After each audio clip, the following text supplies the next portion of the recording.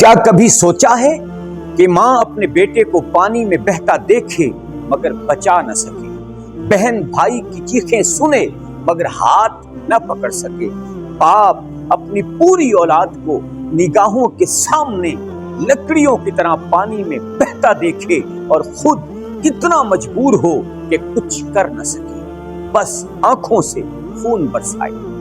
کیا تم نے کبھی ایسا خواب دیکھا؟ نہیں تو سوات کے اس خاندان سے پوچھو کہ جس کے 15 خواب، 15 سانسیں، 15 زندگیاں ایک ایک کر کے پانی نگل گیا اور ریاست سوئی رہی۔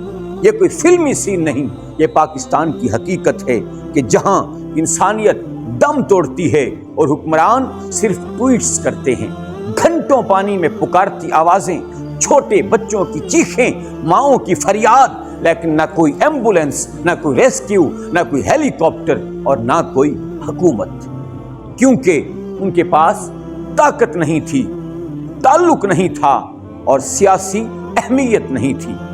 کیا 15 جانوں کی قیمت ایک ووٹ سے بھی کم ہے؟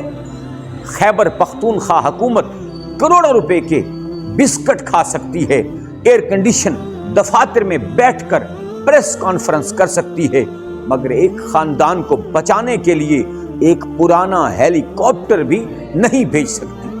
کیا زندگی کی قیمت اتنی سستی ہے؟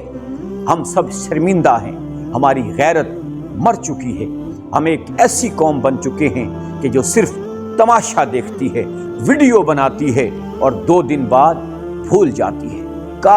کاش وہ 15 لوگ ہماری اپنی فیملی کے ہوتے تو شاید ہم کچھ کر پاتے، لیکن اب صرف قبریں رہ گئی، خاموش قبریں جن میں انصاف دفن ہے، ریاست دفن ہے، ضمیر دفن ہے اور شاید انسانیت بھی دفن ہے۔